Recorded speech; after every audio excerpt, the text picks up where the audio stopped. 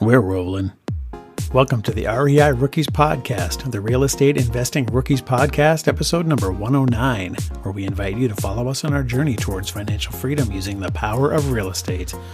I'm Josh Koth, and Jack Oss is on hold with customer service right now.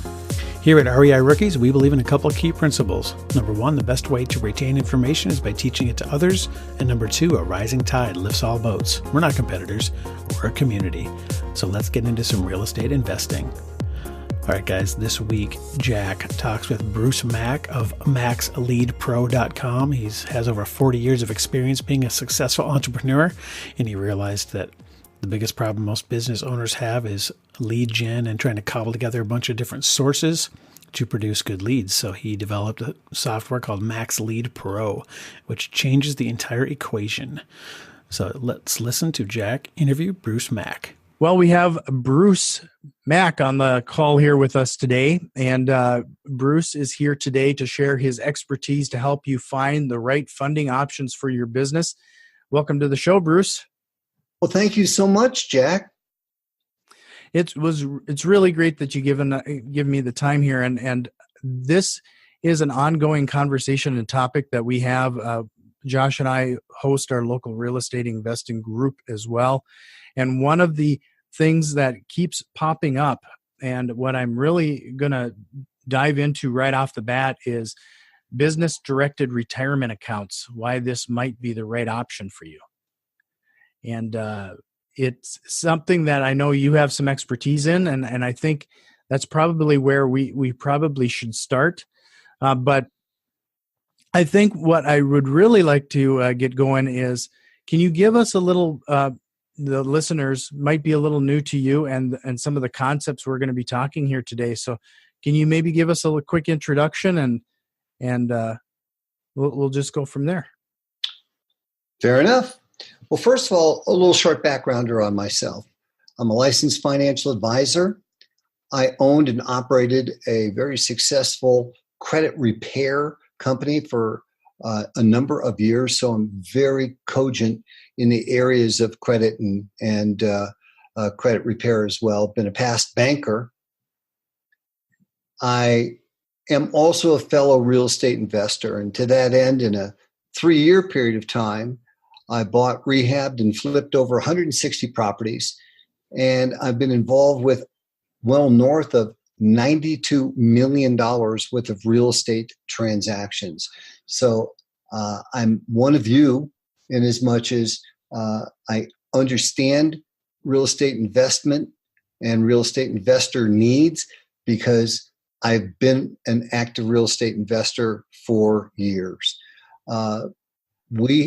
Out of that need of being a real estate investor, we have created 3 separate, diverse product lines. And this is separate and aside from hard money lending, which really is a 4th product as a catch-all. And we really should touch on that as we move through the conversation today.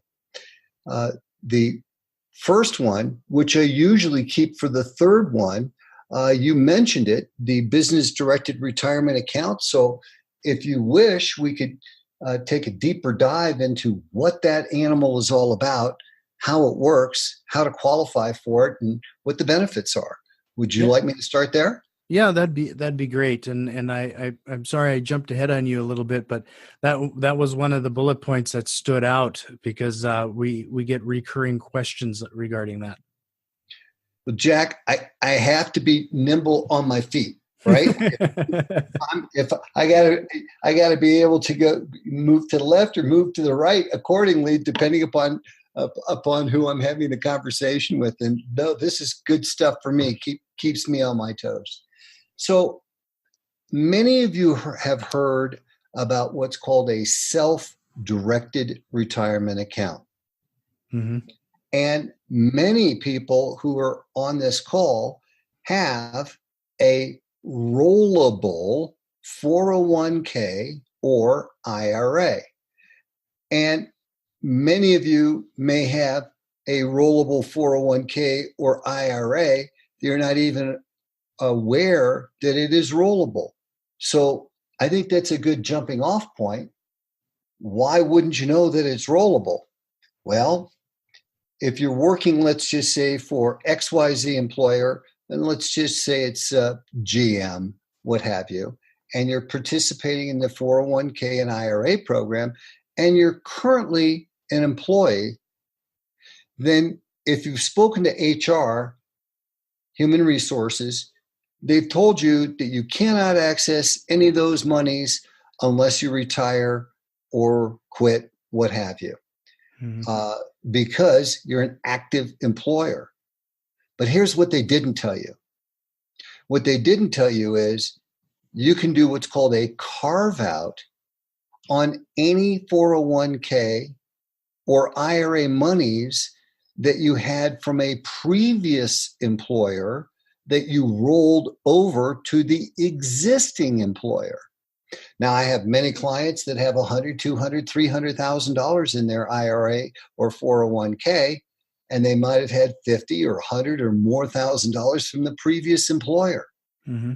So it's very simple to be able to access those funds from the previous employer. It's just a question of going to HR and telling them that you want to move it to a self-directed environment, and you give them the paperwork, and you'll be off and running.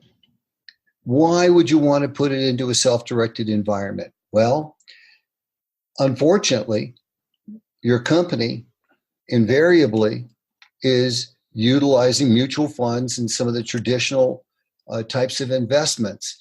And there's also a management fee, which is usually well over 1%, which can eat up a lot of the profitability. Mm-hmm. And as real estate investors, we're used to making 10, 20, 30, 50, 100% profit.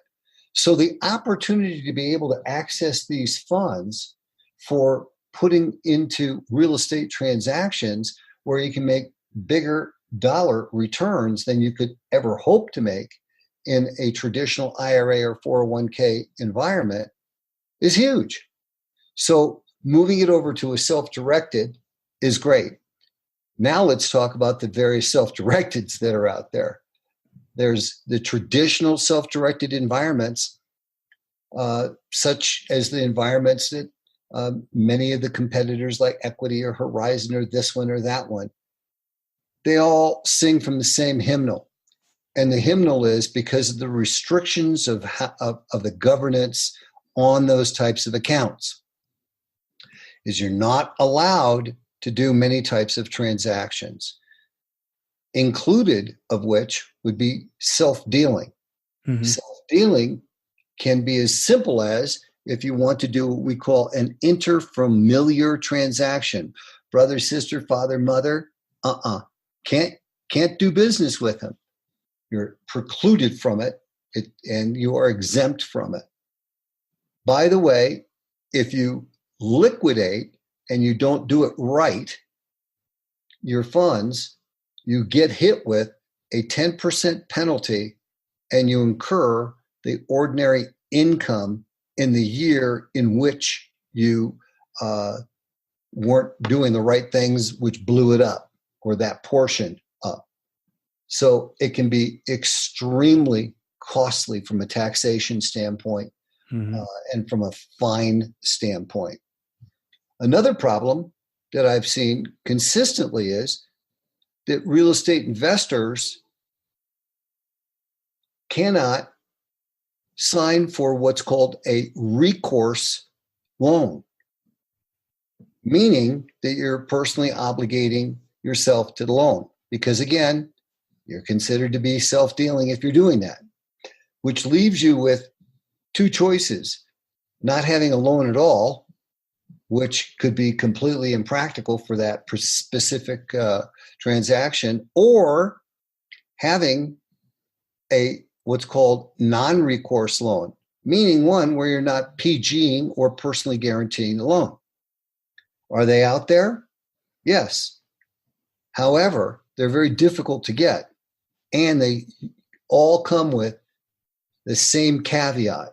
And that caveat is they will not lend on non-recourse loans more than 50% of LTV, which means loan to value. Mm-hmm. So when you start penciling the deal out, likely you're going to have too much of an obligation that you're going to have to come out of pocket with to even make the deal fly. When you have that scenario, you have to have a recourse loan. This is where the BDRA comes in. It's a different type of self-directed environment. And in this self-directed environment, the BDRA, Business Directed Retirement Account, you can use the funds for any business purpose whatsoever. So this is a huge win. Now we're saying not only can you do self-dealing transactions and you can do recourse loans and you can work with your family, but you can be doing other things with your funds. For instance, marketing, taking courses in real estate from a guru. So they're doing mailers, doing anything. Again, these are all prohibited transactions in a traditional 401k IRA self-directed environment. And yes, you still have checkbook control. So our BDRA has all the bells and whistles, all the flexibility, an additional ability to put up to $53,000 a year in there tax deferred, and gives you the flexibility for any business use whatsoever.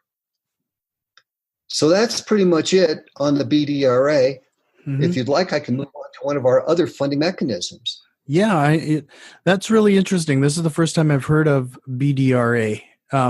Is there any downsides that somebody should be aware of on that?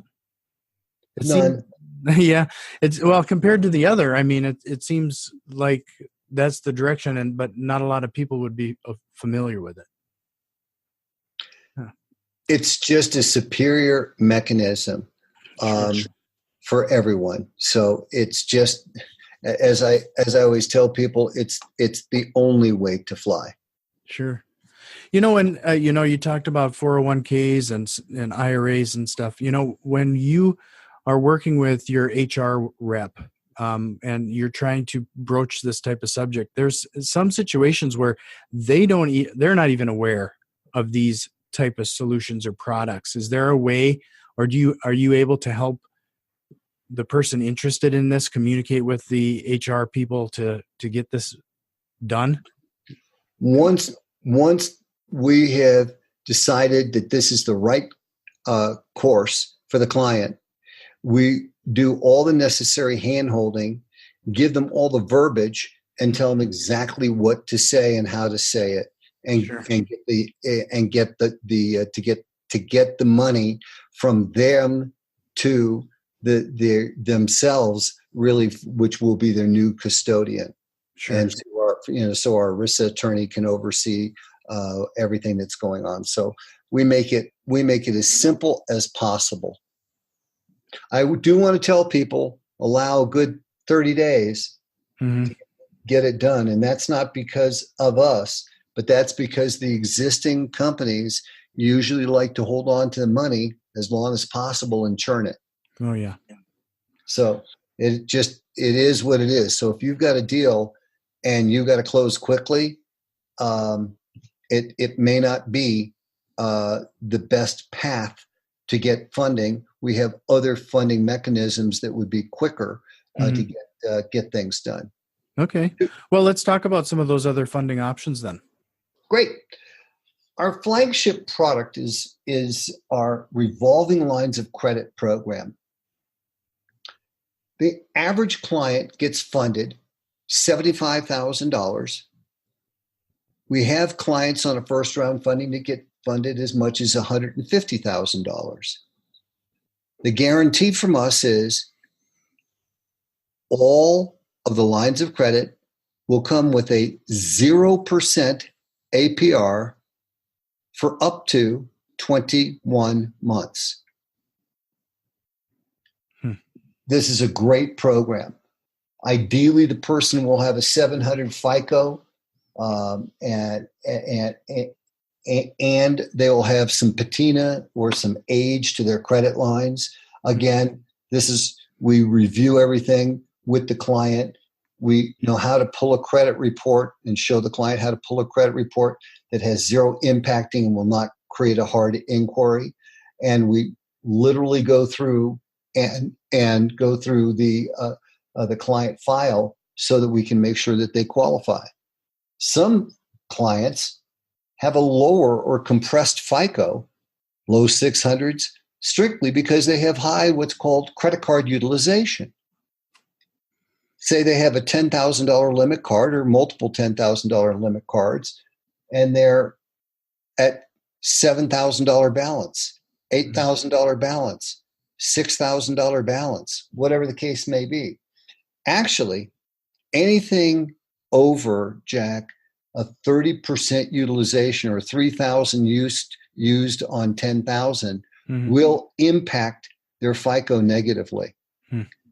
Now, I'm here to tell you that one of the things that we have is a specialized funding department that in the event that the client does not have the funds to pay down their own cards so that we can get their FICO up to where we want it to be to put them into the program, we actually can lend people up to $25,000 or more dollars, $25,000 with no collateral requirements, so that we can pay down their cards, so that we can have their FICO go through the roof, so we can get them funded.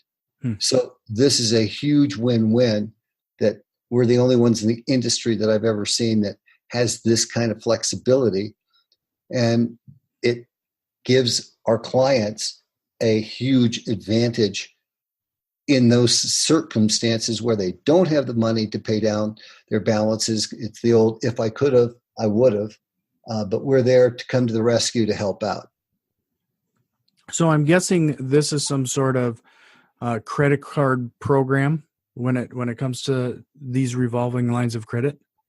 It is. It's a combination. Again, unlike our competition usually specializes in all consumer cards. And you can use the consumer cards for business, and that's all well and good.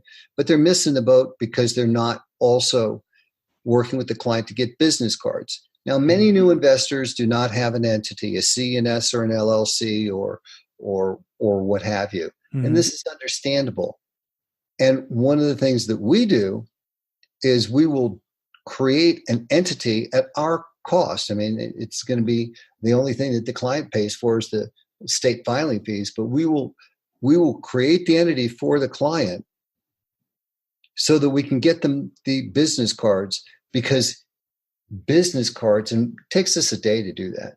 The cool thing is, Jack, all business cards, but with one exception, do not report on your FICO.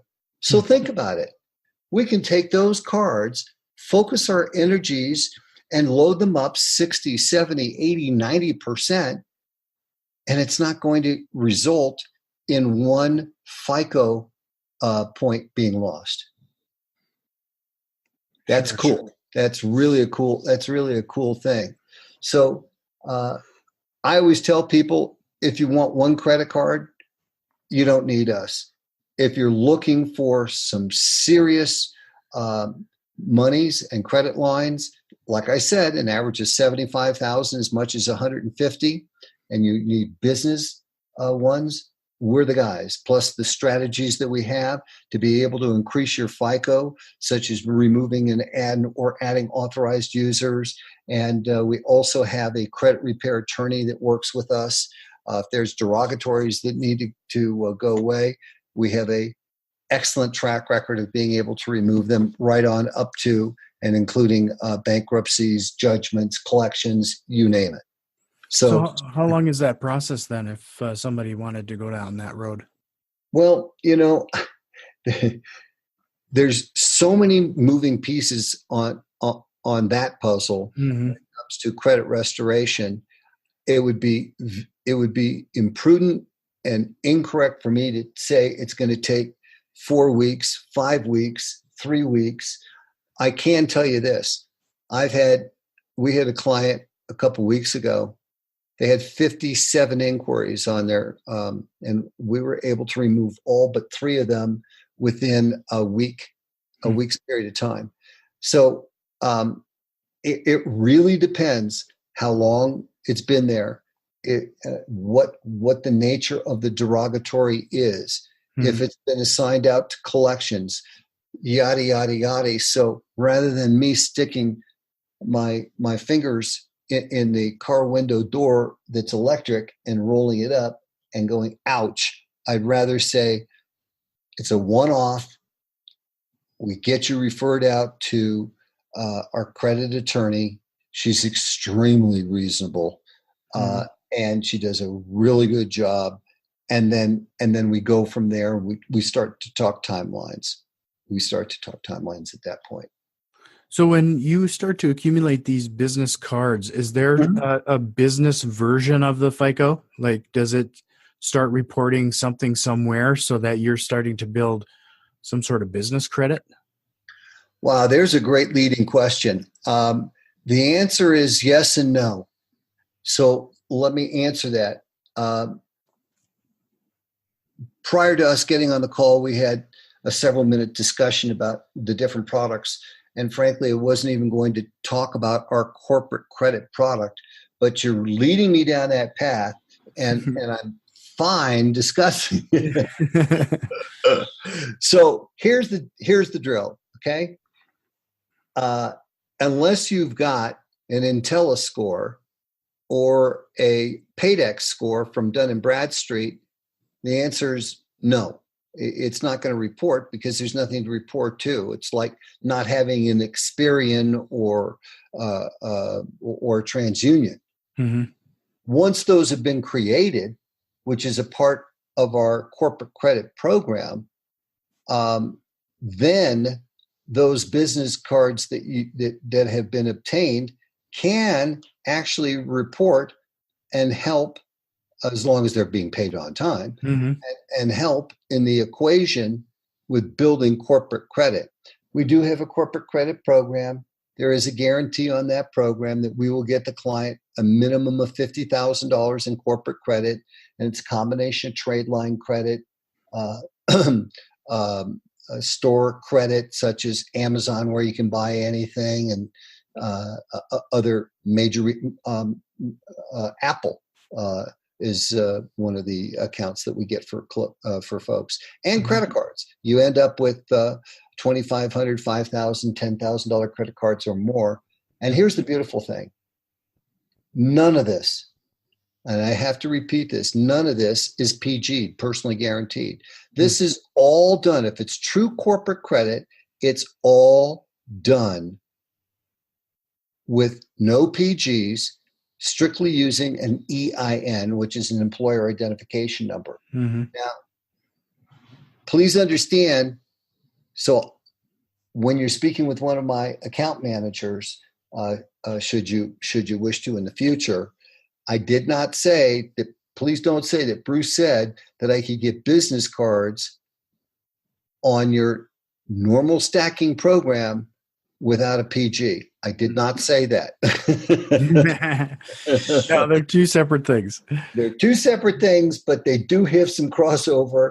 And eventually, if we're going down the path of getting corporate credit, we will be able to get you some credit cards, but this is a 4 to 6 month building process. And you need to be making little purchases along the way, and they all need to report. And there's a whole strategy. We sign people out to one of our coaches in our corporate credit department.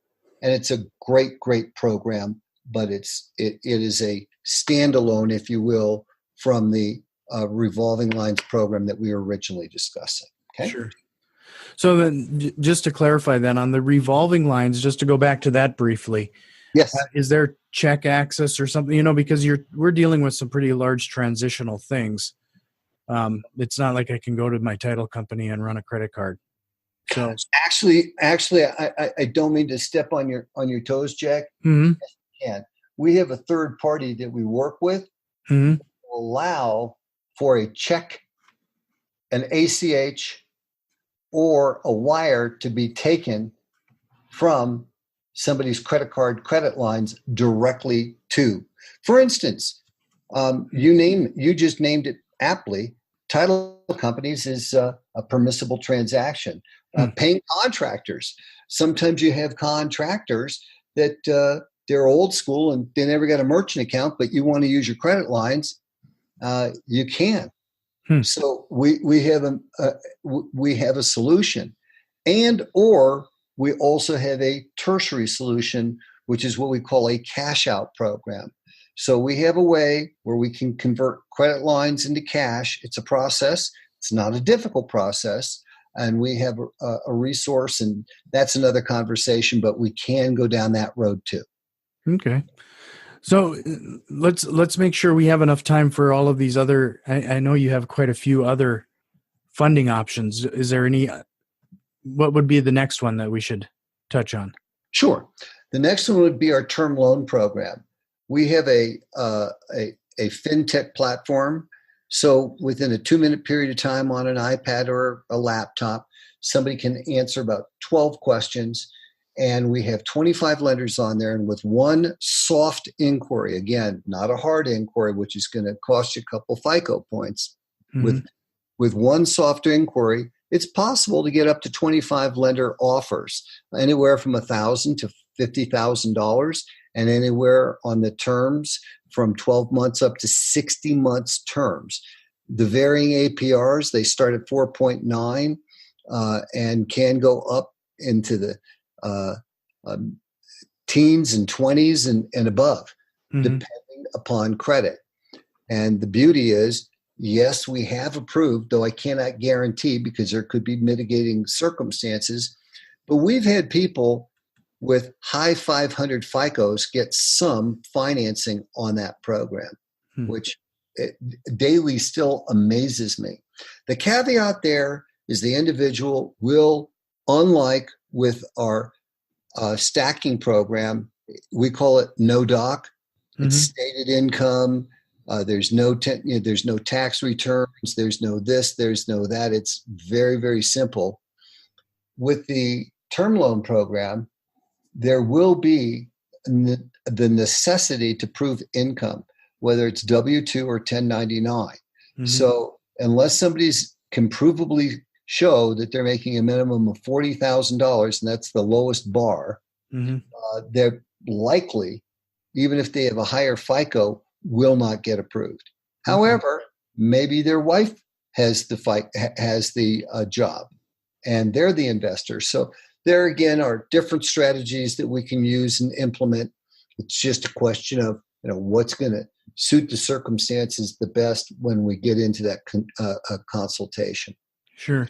So that last one you were talking about, what typically does somebody use that type of funding for that you've seen? Oh, let's say they're doing pre-foreclosures, cash for keys, for creating marketing material and building websites, for sending out letters, for attending real estate promoters conferences or boot camps, so they can get a higher level of education with what they're doing. So there's a myriad of possibilities that they may want to use the funding for doing rehabs. Is a prime use of funds. So it's really as varied as a well of water. Sure. So you said then there's a final funding solution? Sure. Yes, there is. And that's that we are also private and hard money lenders. And we have the ability to get people financed in all 50 states. People get this misconception that hard money is crazy on terms. Now, depending upon experience, location, solidity of the deal, and other key factors, we have hard money rates that start as low as 8% and 2 points. And that ain't that hard. And we have portfolio monies for people who want to do multiple properties. There's just a number of things that we can do.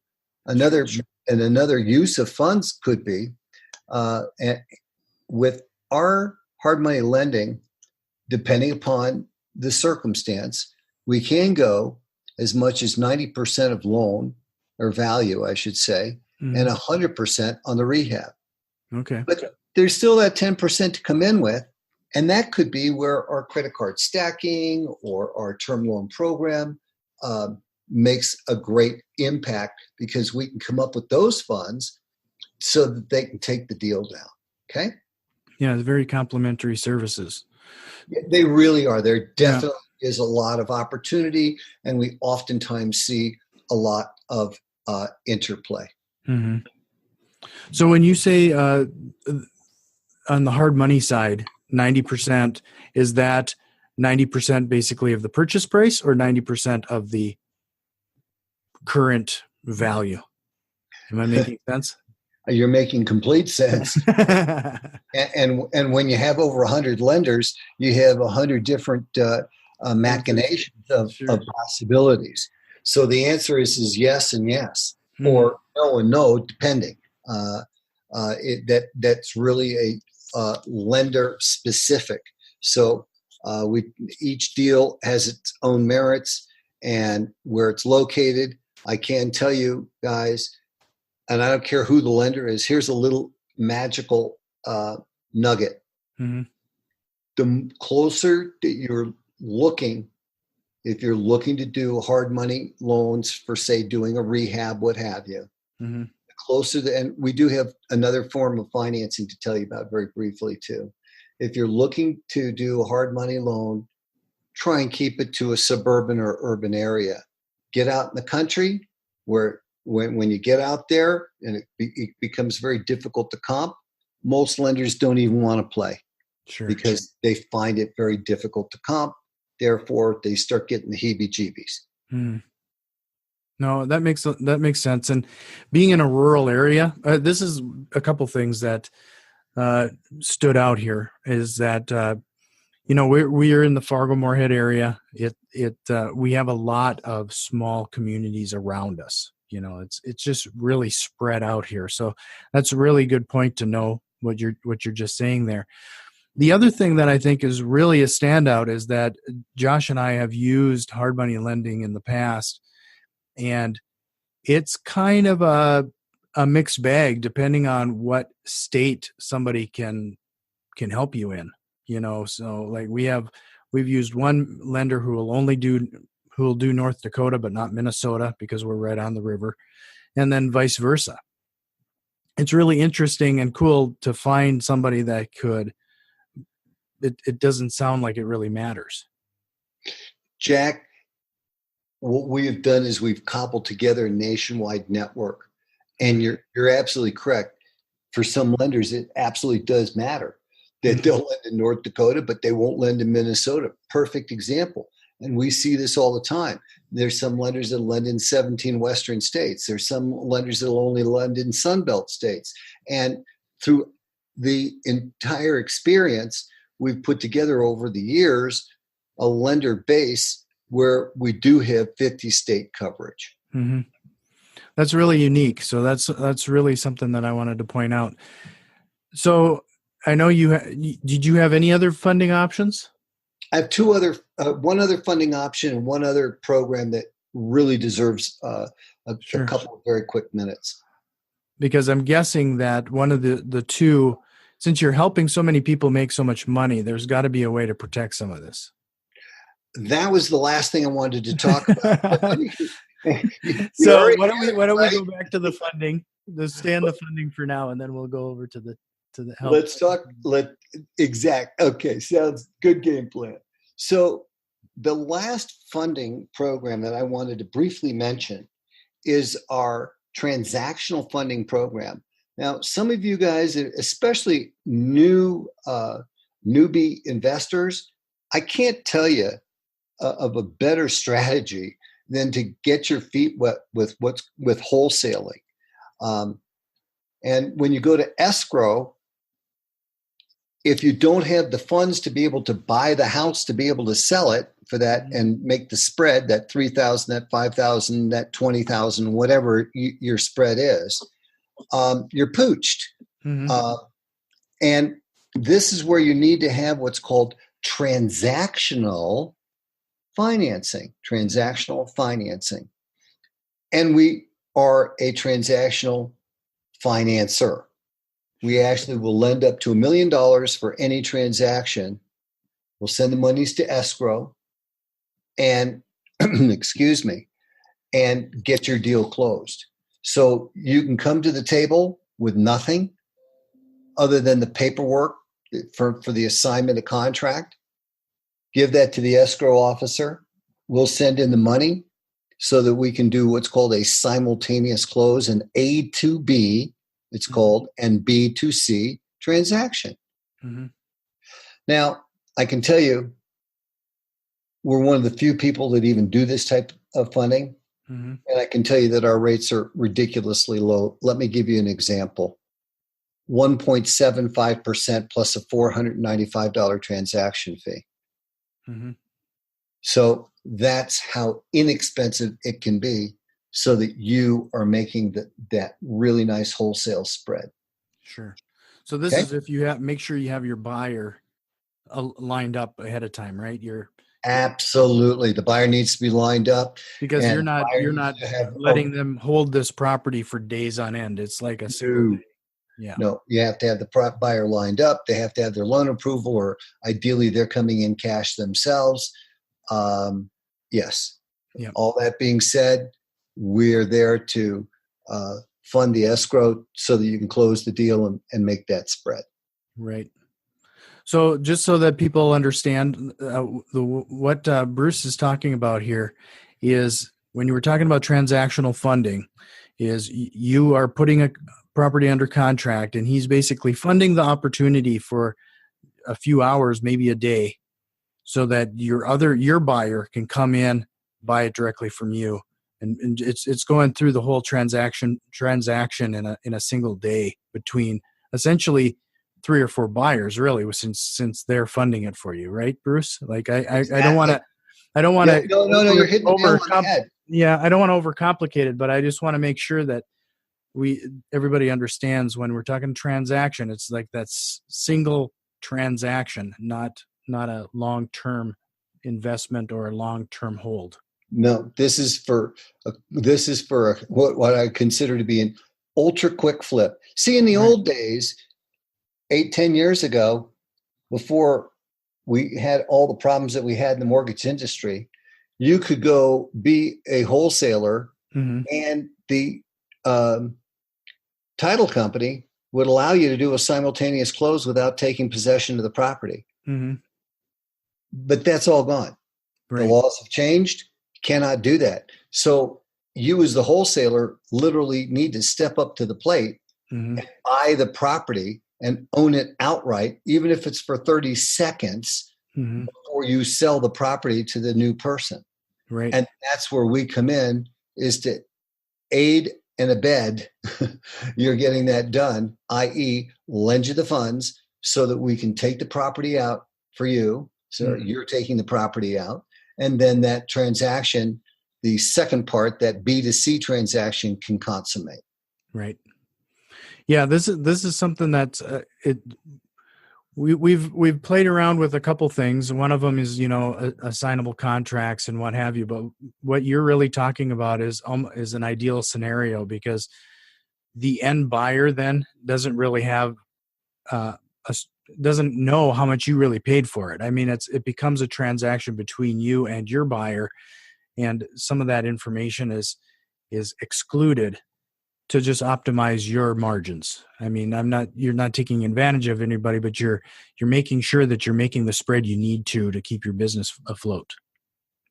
Yep. So with that, let's talk a little bit about how you help people protect some of this money, because with all these transactions, I'm sure you have a way to help them with that, because we've quickly discovered and quickly have learned that one of the best assets and one of the best ways to make money and help with our cash flow is try to hold on and retain as much of the money you're making as possible. And that's exactly what we're here to help with. Fact is, Most real estate investors get taught that an LLC is the only way to fly. Mm-hmm. And if you can financially afford it, that you put each property into its own separate LLC. Yeah, we've heard that a lot.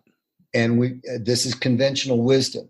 And the reason is if one property gets sued, you potentially can contain the virus to the one property. Mm-hmm. But here's what they didn't tell you. They didn't tell you that the corporate veil is very easy to pierce with an LLC on a closely held entity, because in the points and authorities that the litigator is going to use, they usually use the what's called alter ego or et al. Points and authorities. Basically, what they're saying is you're just masquerading and throwing up a wall called an LLC when it's really just you. Mm-hmm. And this is effective when it's you and your wife, or you and your husband, and or you, your wife, your husband, and a partner. And unfortunately, that covers about 99.9% of the transactions that real estate investors get into. Mm-hmm. They're not largely held or widely held entities. Plus, it gets costly. The average LLC return is about $1,500. And then there's the state filing fee. So if you have 10 properties and you're doing 10 returns, you're looking over a 10-year period of time at $150,000 you're going to be paying just to maintain those LLCs. And that does not include the corporate governance, which is another way that these get blown up. If it's not maintained and you're not paying for the advice and doing it properly, that's another way that there's a huge I gotcha, because they're easily pierceable because they weren't maintained properly. Mm-hmm.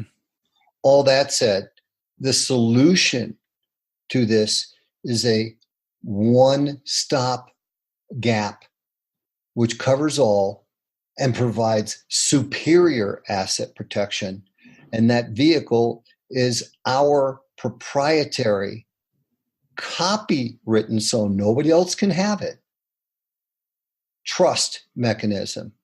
And with that trust, I can't stop the suit, but I absolutely can stop the judgment or the lien from ever being executed against one or any of your properties.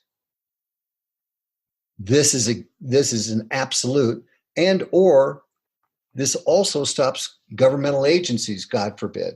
Mm-hmm. So it is an ironclad way to protect properties, the only way to fly, and the best way to fly. And that's one side of the equation, is the absolute asset protection guarantee.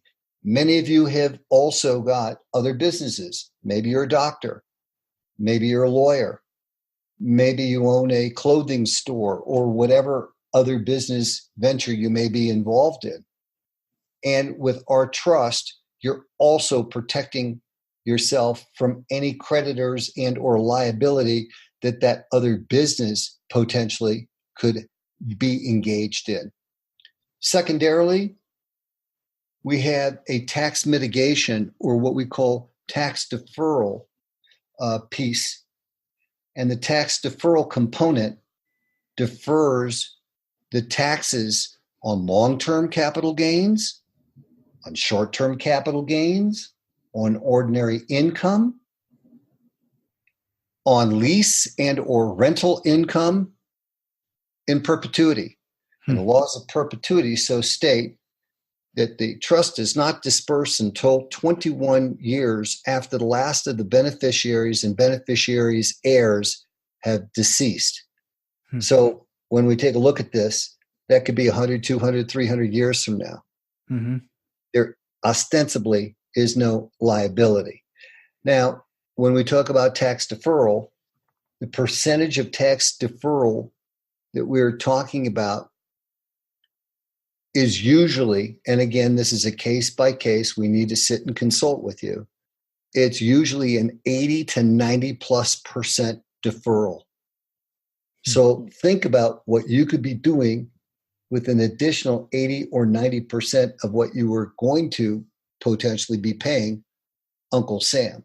Mm-hmm. And in our world, the notion of doing a 1031 exchange, which some of you are familiar with, where you have to identify like and similar property, and you've got X amount of time to do it. Otherwise, you're SOL. 1031 exchanges are passé. They're out the window. They're just not needed because of the tax deferral component that the trust delivers for folks. So this is huge. There's really two key pieces in the trust mechanism. And frankly, we do work with people that are outside of the industry that strictly have a business. But for real estate investors, oh my gosh, it's just such a win-win scenario where we can give them the bulletproof asset protection coupled with the tax deferral component for a great result. Wow, you're talking about a one-stop shop. I have heard of some of these things from various sources, but to have them all in one place, it's actually to your credit. I mean, that this has had to have been a ton of work, and I know you have a lot of financial background and what have you, but this must have taken a lot of effort to piece all together. The short answer is you're really correct. I mean, I've been involved with trust for over 2 decades, and I was looking for a trust like this, what I call the holy grail of trust, since I started with trusts and with living trusts over 2 decades ago. And I stumbled onto the law practice, and we just hit it off, and we put together a relationship. And as I told you, they're the only ones that actually have a copywritten trust. So what we do is we work with them, and we're marketing copyrights. We have a full complement of tax professionals on staff, CPAs. We have guys with masters in taxation and gals, and we also have folks that are enrolled agents with the IRS. So we can handle anything and everything that's thrown at us for structuring during the transition and on an ongoing basis with clients. Yeah, it sounds like you have one heck of a team there. So this was a ton of information, and I guess we probably went a little longer than I told you we would. I apologize. No, that sometimes happens, and I get really interested in something. I'll just keep asking questions. So if people are interested in finding out more information or working with your team directly, where would they find you? We've set up a special link, and that the link is platinumfinancing.group.com /HOSS, HOSS. So platinumfinancing.group.com /HOSS. So, well, I'm honored you used my last name. So everybody has to finally learn how to spell it properly. But I'll make sure I put that link in the show notes.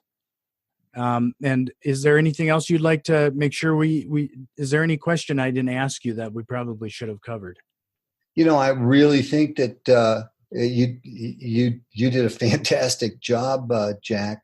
You asked all the right questions, and I think we really touched on all the different key services that we've got to be able to help the folks that are on the podcast be able to take their business to the next level, and also once they've done that, be able to protect themselves, because it's not how much you make, it's really about how much you're able to keep.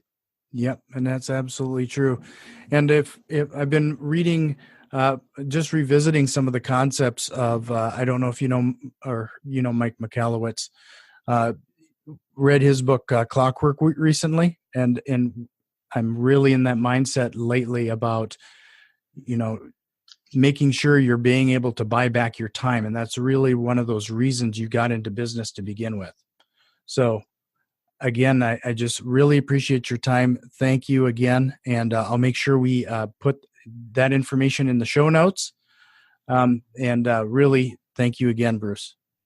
Thank you so much. It was a real pleasure to have you allow me to be on the show and share the information with the folks. Guys, that was Jack's interview with Bruce Mack of MaxLeadPro.com. So thanks for listening to that. And if you've found some value in the content, we'd appreciate a small donation. Head over to patreon.com/REIRookies. If you have any thoughts or questions, shoot us an email at info@REIRookies. You can also find us on Facebook, Instagram, and Twitter at REIRookies. And if you like what you're hearing, head over to iTunes, subscribe, rate, and review the podcast. It really helps other rookie investors out there find the show. And remember, get off the bench and get into the game. We'll see you next time. This episode is brought to you by FargoTurnkey.com. Do you live in a good cash flowing market? If so, Turnkey isn't the best choice for you. You should buy in your market. If you don't live in a great market for investors, where can you find profitable cash flowing properties? We love the Midwest, where prices are reasonable and the people are great. Ever heard of North Dakota Nice or see the movie Fargo? That's where we live. We personally invest here and have lived here all of our lives. How does Turnkey work? We find the property, we rehab the property, we find you a tenant and place you under the care of our local property manager, who we trust with all our own investment properties. I'm sure you have questions about how the process works and what to do next. If that's the case, fill out the form on FargoTurnkey.com and we'll reach out to see if you are a good fit for our business. We have a limited supply of properties every month, so we can sell only to a few qualified buyers. See you at FargoTurnkey.com. I don't like to tell a man what to do with his money, but if you ain't investing in property, then you're dumber than a dummy. I'm not dumb. I'm smart. Well, buy property. That's my advice.